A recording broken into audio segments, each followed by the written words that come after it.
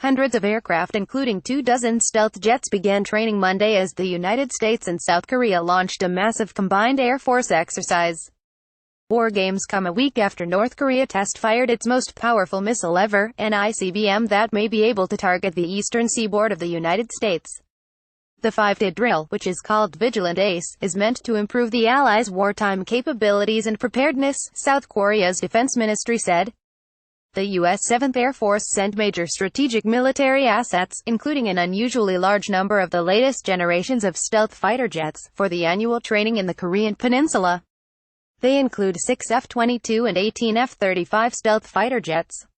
About 12,000 U.S. military personnel are participating. In total, 230 aircraft will be flying at 8 U.S. and South Korean military installations in the South.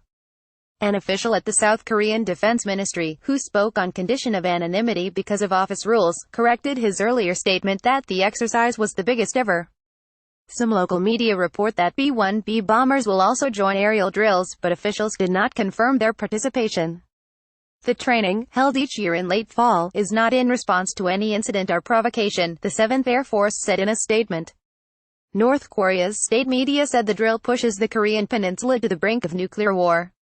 Such language is typical in North Korean propaganda because the country claims South Korean drills are preparation for invasion.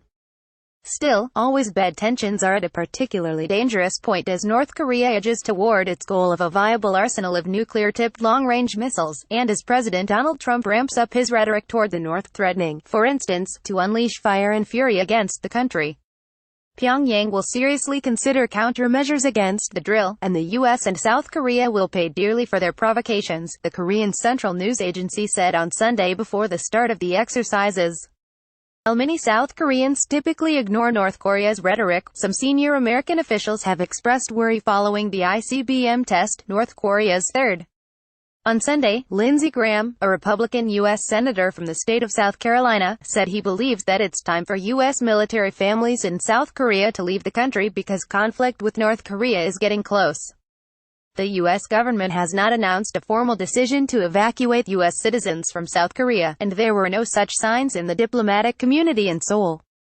An evacuation of dependents by Seoul's closest ally and major military defender could prompt a panicked reaction by other countries, and among South Koreans.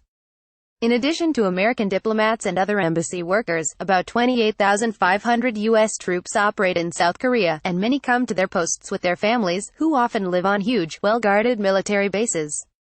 Also on Sunday, the White House National Security Advisor said Trump would take care of North Korean threats by doing more ourselves. The priorities that the president's given us are to move as quickly as we can to resolve this crisis with North Korea, General H.R. McMaster told Fox News in an interview.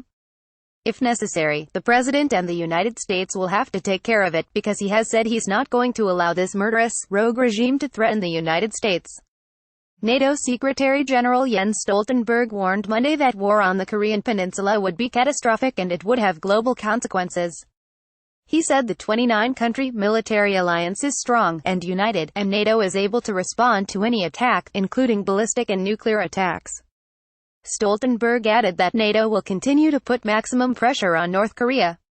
We will continue to deliver credible deterrence and work with our partners in the region. More about North Korea. Pyongyang. Donald Trump. U.S. Air Force ICBM reuse content.